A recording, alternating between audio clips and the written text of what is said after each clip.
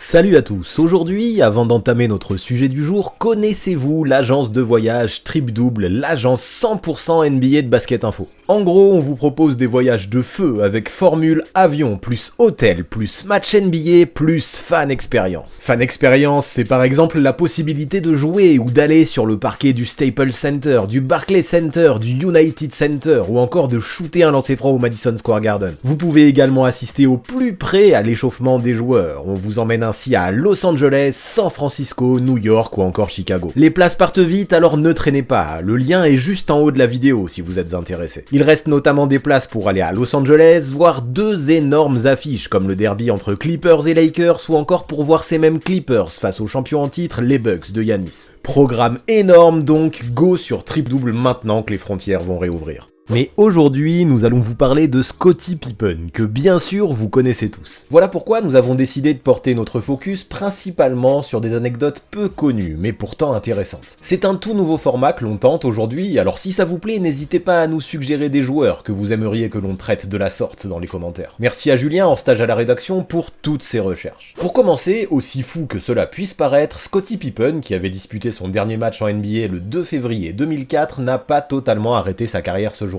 Et oui, 4 ans plus tard, l'ailier a décidé de rechausser les baskets, et pas n'importe où, en Finlande et en Suède. On a donc un ancien Bull au Hall of Fame et 6 fois champion NBA qui part jouer au pays de Lauri Markkanen et de Jonas Jerebko. C'est un peu Camoulox, non? Pour toute cette aventure, remercions Dennis Rodman, coutumier des voyages improbables liés au basket. Oui, on se rappelle tous de ces trips totalement fous, notamment en Corée du Nord, qui ont clairement ouvert la voie à un Scottie Pippen de 42 ans. En effet, c'est en 2005 que l'extraordinaire rebondeur rencontre un homme nommé Aleksi Valavuori en boîte de nuit à Helsinki. Ce Valavuori, eh bien, c'était le manager du Topo, autrement dit le Torpan Pojat, un club de première division finlandaise. Le fait est que suite à cette rencontre nocturne et une bonne entente entre les deux hommes, ce bon vieux Rodman s'est retrouvé à jouer un match en 2005 pour le club finlandais. Résultat des courses pour The Worm, 17 points, 6 rebonds et 2 passes. C'est ainsi que 3 ans plus tard, c'est au tour de Scottie Pippen de débarquer en Finlande, au Topo, pour 2 matchs. À son compteur, 2 victoires importantes dans la lutte pour le titre. Sympathique, n'est-ce pas? 12 points, 7 rebonds et 4 passes en 23 minutes pour débuter, puis 9 points, 9 rebonds et 4 passes pour sa seconde apparition. C'est plutôt pas mal pour un joueur qui n'avait pas joué de match officiel depuis 4 ans. D'ailleurs, pour son deuxième match face au Espon Onka, son duel avec Petteri Koponen fut particulièrement scruté. Star local et drafté en 30e position de la draft 2007, Koponen régnait à cette époque sur le championnat finlandais. Logiquement, la confrontation entre les deux joueurs était très attendue par les observateurs locaux. Ce jour-là, si l'équipe de Koponen a mené de 16 points en première mi-temps, c'est bien la team du sextuple champion NBA qui s'est finalement imposée. Pippen s'est ensuite exprimé en interview, n'étant franchement pas très élogieux envers son rival pour un soir. S'il a reconnu que c'était un bon joueur, il a aussi souligné le fait que ce dernier recevait beaucoup de tickets shoot, ce qui effectivement faisait forcément gonfler ses stats, et que certains de ses coéquipiers pourraient sûrement en faire de même. De plus, il a admis qu'il pouvait faire la différence en attaque, il en a remis une couche sur sa défense, qui ne l'a a priori pas impressionné. Ça tire à balles réelles du côté de l'ancien Bull. Mais ouf, celui-ci a toutefois reconnu que son passage dans le nord de l'Europe lui avait permis de voir des joueurs plus talentueux que certains qu'il avait côtoyés en NBA. Ne le cachons pas, on aurait bien aimé avoir les noms. Un peu rouillé et encore fatigué par le décalage horaire, Pippen se dira heureux mais pas pleinement satisfait de ces 2 matchs finlandais. Nécessaires pour se décrasser, ils lui ont permis de bien lancer une semaine de préparation en Suède, pour peu après jouer avec les Dragons de Sundsvall. Là aussi, Pippen s'est intégré au leader du championnat national pour les aider à décrocher le Graal. Cette fois, la présence de Pippen au sein des Dragons doit beaucoup à Mike Wilhelm, ancien assistant et surtout scout du côté des Bulls. Celui-ci a commencé sa carrière avec les Dragons et a tout simplement servi d'intermédiaire pour la venue de la légende. Mais concentrons-nous un peu sur le terrain. Pour son seul et unique match sous le maillot de l'équipe, en 30 minutes passées sur le parquet, Pippen a cumulé 21 points, 12 rebonds, 6 passes décisives et 2 interceptions pour permettre aux siens de s'imposer. La polyvalence et les qualités étaient indéniablement toujours bien présentes malgré l'âge avancé de l'ancien All-Star. Quoi qu'il en soit, vous vous en doutez, la visite ou plutôt la pige de Pippen dans ces deux pays n'était pas purement et simplement à but sportif. Elle était aussi très lucrative pour les clubs, qui à chaque fois ont joué à guichet fermé, mais aussi pour Pippen lui-même, qui en un seul soir a ramassé 66 000 $ pour jouer avec les Dragons.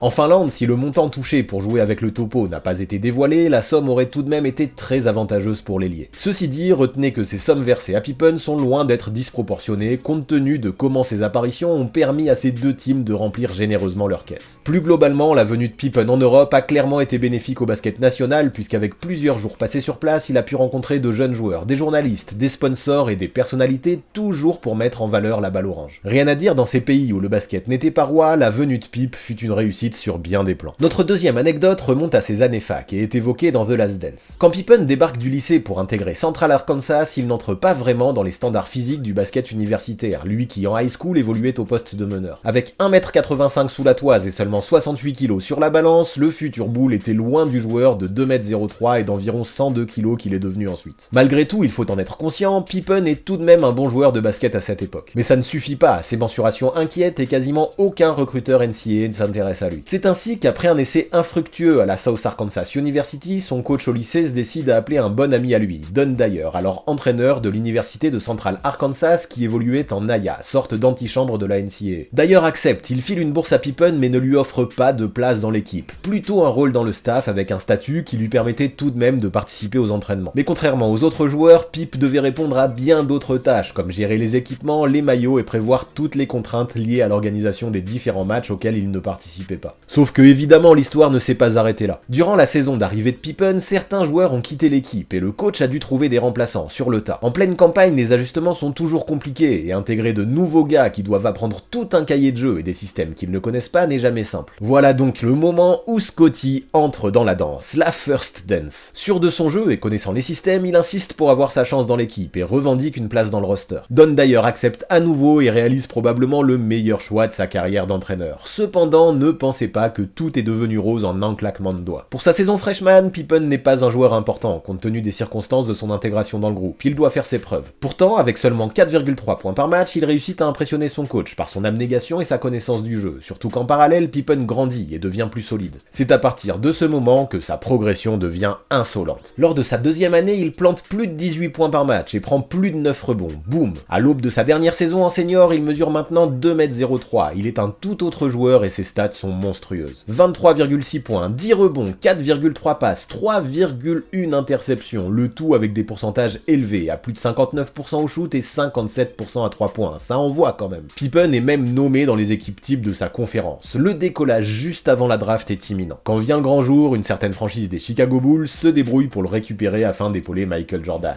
Et la suite, vous la connaissez. D'ailleurs, pour l'anecdote suivante, parlons-en de cette draft. L'histoire de la NBA est bien souvent liée à des détails, des petits moments qui parfois font tout basculer. Le transfert de Scottie Pippen avant même ses premiers pas dans la grande ligue fait partie d'eux. Dans son cas, l'affaire pourrait être résumée telle quelle. En échange des droits sur le 8e choix de la draft Holden Polynice, un second tour de draft et d'une option pour échanger un premier tour de draft protégé top 3, les Chicago Bulls reçoivent en provenance des Seattle Supersonics le 5e choix de la draft Scottie Pippen. Avez-vous commencé à flairer la bonne affaire? Malgré une sélection en 8e position, Holden Polynice possède probablement un nom que les moins de 20 ans ne peuvent pas connaître. Pourtant, avec une carrière honorable et une belle longévité, l'haïtien n'a pas à rougir de son parcours. Cependant, il ne tient aucunement la comparaison avec son compagnon de trade le soir de la draft, Scottie Pippen. Cependant, le jour de ce transfert, ce qu'avait fait Seattle ne semblait pas si déconnant. Présentant un effectif avec 3 joueurs à au moins 23 points de moyenne, Dale Ellis, Xavier McDaniel et Tom Chambers, plus Nate McMillan en meneur, les Sonics avaient surtout besoin d'un point d'ancrage intérieur. Avec l'arrivée d'Holden Polynice et la draft de Derrick McKey avec le 9e choix, tous leurs besoins semblaient comblés. Malheureusement, tout cela n'était que des apparences, et ni Polynice ni McKey n'ont pu un jour devenir All-Star malgré leur carrière respectable. Les Bulls, qui dans l'affaire ont récupéré Pippen, mais aussi Horace Grant, sélectionné avec le 10e choix, se sont offerts avec le recul un avenir bien plus radieux. Si Jerry Krause en 1987 a eu le nez creux, il a probablement également bénéficié d'un peu de chance. Oui, il faut savoir que si la cote de Scottie Pippen n'était pas spécialement élevée durant ses années à la fac, elle a commencé à grimper en flèche lors des camps et des tournois pré-draft. Du côté des Bulls, Pippen avait déjà tapé dans l'œil des scouts, mais rien n'était encore acquis. Il venait d'un petit programme et présentait beaucoup d'incertitudes. Mais là, Krause débarque. Il est persuadé que Pippen pourrait devenir le complément parfait de Michael Jordan. Il faut rester discret et le récupérer coûte que coûte. Sauf que la semaine suivante, l'ailier est élu MVP d'un tournoi de préparation à Hawaï, dominant tout de la tête et des épaules. Pour la discrétion, on repassera. Le GM se rend compte qu'il risque fort de voir Pippen partir avant qu'il ne puisse le sélectionner avec son 8e choix. Les Kings, qui drafteront en 6, deviennent alors favoris. Si beaucoup pensaient que l'équipe de Sacramento jetterait son dévolu sur Kenny Smith, les pépins physiques de l'arrière inquiètent. Pippen devient leur cible principale. Du coup, plus le choix. Pour avoir Scottie, il faut drafter avant les Kings et monter un trade. Mais avant ça, Krause veut être sûr qu'il ne se trompe pas. Voici pourquoi les Bulls font venir l'ailier pour un nouveau workout. Là, encore une fois, il éblouit tout le monde, notamment par ses qualités athlétiques et sa vitesse latérale. Sur des drills, il établit même des records qui mettront plus de 10 ans à tomber. Chicago veut ce gamin, et quand arrive la draft, la tension est à son comble. Pour qu'un deal se fasse avec les Côté Sonics, il faut qu'ils sélectionnent Pippen avec leur choix 5. Le souci, c'est qu'ils sont en parallèle très intéressés par Harmon Gilliam et Reggie Williams. Mais ouf, ces deux-là, contre toute attente, sont pris respectivement aux choix 2 et 4 par les Suns et les Clippers. Tout va bien, les Sonics n'ont donc plus le choix que de se rabattre sur Pippen. Ouf, ils vont être ok pour le trade. Enfin, à condition que les Bulls récupèrent Paul Inniss de leur côté, qui est le seul joueur qui intéresse Seattle. Mais encore une fois, tout se déroule bien. Kenny Smith et Kevin Johnson partent en 6 et 7, laissant ainsi le champ libre à Jerry Krause de faire ses affaires. Le deal est conclu, c'est officiel, Scottie Pippen jouera aux Bulls. Mais les ongles du GM, eux, ont fini bien rongés tellement le suspense était grand. À Chicago, tout le monde est heureux. Jerry Reinsdorf, propriétaire le premier. Au beau milieu de la cérémonie, rassuré que tous les plans se soient déroulés sans accroc, il fait péter 4 bouteilles de champagne. Ouais, quand il s'agissait de célébrer, il ne rigolait pas, Jerry Krause. Ce soir-là, les Kings, qui ne s'attendaient aucunement à ce que Seattle sélectionne Pippen sous leurs yeux, ont bien dû avoir le démon. L'anecdote suivante, Pippen la partage avec son compagnon de toujours sur les parquets, Michael Jordan. Lorsque l'on est basketteur, on gagne beaucoup d'argent, et lorsque l'on a beaucoup d'argent, on sort bien souvent dans des endroits très chics, très luxueux. Par exemple, les deux camarades avaient l'habitude d'aller ensemble au casino, ça c'est connu, c'est donc à Vegas qu'ils ont obtenu un surnom peu glorieux. Ouais, malgré les sommes astronomiques gagnées dans leur carrière, les deux hommes n'étaient jamais enclins à laisser un petit pourboire à qui que ce soit, les pinces. Jordan, dans les établissements de jeu, est devenu Hoarding Michael Jordan, que l'on pourrait traduire par celui qui, dans un sens péjoratif, accumule les biens et ne les garde que pour lui. Mais revenons à Scottie Pippen, qui lui a obtenu le joli sobriquet de Naughty Pin Pippen, ou Pippen pas de pourboire en gros. Et puis pas de bol pour les deux radins, car ce comportement est vite devenu public, quand Steve Chiripa, directeur de casino, mais aussi Charles Barkley ont balancé les doses, ça craint. S'il n'existe évidemment aucune obligation pour les parieurs de laisser des pourboires ou de partager quelques dollars de la fortune qu'ils amassent, c'est quand même la tradition partout dans le monde. Est-ce le karma qui a ensuite rendu Pippen ruiné au début des années 2010 ? Impossible à dire. Et si c'est ça, il a clairement été plus sympa avec Michael, ce karma. Quoi qu'il en soit, si Scottie Pippen était aussi proche de ses sous, c'est peut-être aussi parce qu'il a mis du temps à gagner ce qu'il méritait durant sa carrière. C'est un peu autour de tout ça que tournera notre dernière anecdote. Déjà, il faut en être conscient, les salaires NBA des années 90 étaient bien inférieurs à ceux que l'on connaît aujourd'hui. Ceci dit, Scottie Pippen aurait pu toucher beaucoup plus de bifetons dans sa carrière. En 1991, lorsqu'il signe son deuxième contrat, le cap s'élevait à 12,5 millions de dollars. L'erreur à cette époque pour l'ailier a peut-être été de s'engager pour une durée de 7 ans, car en ce laps de temps, le plafond a été multiplié par 2 et même plus. Lorsque l'on sait que les sommes au moment de la signature sont établies via des pourcentages du cap, vous comprendrez la douille. En 1991, quand il a signé, Pippen touchait 20% du cap, ce qui était intéressant, mais qu'il était beaucoup moins en 1998 lorsque son salaire ne représentait plus que 10% du nouveau cap. À ce moment-là, le mec faisait sans aucun doute partie des 10 meilleurs joueurs de la ligue et n'obtenait pourtant que le 122e plus gros salaire, ça pique. Après, l'histoire est quand même un peu plus complexe que cela. En fait, Scottie Pippen a signé son contrat à la toute fin de sa 3e saison, ce qui signifie que les Bulls ont pu payer les 18 millions de dollars sur un total de 7 saisons. Pour expliquer cela, il faut prendre en compte plusieurs aspects. Tout d'abord, le nouveau deal n'a pas annulé le contrat rookie de Pippen, qui courait encore sur 2 ans, il s'y est superposé. En gros, Pippen s'engageait jusqu'en 1998 en signant un contrat de 5 ans supplémentaires pour 18 millions. Sauf que cette somme, au final, a été répartie et distribuée sur les 7 années ayant suivi la signature. Alors pourquoi Pippen a-t-il signé son contrat de façon si précipitée plutôt que d'attendre calmement la fin de son premier deal en regardant le cap monter ? Plusieurs raisons expliquent principalement ce phénomène. La première, c'est qu'à l'issue de la saison 1990-1991, Tony Kukoc, malgré son accord avec les Bulls, a décidé de rester encore un peu de temps en Europe. Or, l'équipe de l'Illinois avait mis de côté 1,6 million de billets verts destinés aux Croates. Le plan tombant à l'eau, cet argent allait être perdu s'il n'était pas utilisé avant la fin de la saison. Voilà pourquoi les Bulls ont convaincu Scottie Pippen d'accélérer sa signature malgré les réticences de l'agent de l'ailier. Après, il y a des choses que l'on peut entendre aussi. Pippen était issu d'une famille de 12 enfants au sein de laquelle son père et l'un de ses frères, pour des raisons diverses, se déplaçaient en fauteuil roulant. Alors malgré les risques que cela comportait, sur l'avenir, il ne pouvait pas refuser une telle somme pouvant largement subvenir au plus vite aux besoins de sa famille. Cependant, par la suite, ce contrat a donné lieu à de grosses tensions au sein des Bulls venant d'une véritable aigreur de Pippen envers le GM Jerry Krause. L'estimant responsable de ce contrat ridicule, l'ailier en a toujours voulu à son dirigeant et pour ces raisons, par 2 fois, Pippen s'est retrouvé très proche d'être échangé. Une fois contre Shawn Kemp, l'autre contre Tracy McGrady. Mais sachez que le point de tension culminant est arrivé durant la dernière saison du numéro 33 à Chicago. À ce moment-là, Pippen souhaite renégocier son contrat. La réaction de Krause est sans appel, c'est non. On peut comprendre le GM, en termes de salary cap, bâtir une équipe compétitive avec une option de sous-payé, c'est bien plus simple. Voilà pourquoi Scottie, légèrement chafouin, a réservé une belle surprise à son équipe. Nécessitant une intervention chirurgicale, il décide non pas de se faire opérer durant l'été, comme tout le monde le fait, ce qui lui aurait permis d'arriver prêt au début de saison. Il subit son intervention au retour de de ses vacances et manquera les 3 premiers mois de la compétition. Pas cool, apparemment pour lui, les vacances c'était sacré. Mais Pippen justifiera plutôt cette décision par la volonté de ne prendre aucun risque de blessure lors de la dernière année de son deal, pour ensuite enfin négocier un gros contrat. Pour Michael Jordan, compétiteur extrême, ce choix n'a jamais vraiment été digéré. Notons qu'après toutes ces péripéties, Jerry Krause va quand même se débrouiller pour faire un cadeau à son joueur. Alors que ce dernier peut partir où il le souhaite, Krause lui propose de négocier un sign and trade, plutôt que de simplement s'en aller en tant qu'agent libre. Pourquoi ? Eh bien parce que signer un nouveau contrat de cette façon-là pouvait lui permettre de toucher 20 millions supplémentaires. Ce joli geste a envoyé Pippen à Houston pour un contrat très lucratif pour l'époque de 67 millions sur 5 ans. Ok, le geste est beau, mais ce n'est pas pour ça que les relations Pippen-Krause se sont améliorées par la suite. En toute fin de carrière, Pippen reviendra tout de même aux Bulls. Ceci lui offrait un contrat de 10 millions sur 2 ans. À 38 ans, c'est pas mal. Mais ce deal, l'ailier ne le terminera même pas. Le retour du bâton, dirons-nous. Quoi qu'il en soit, beaucoup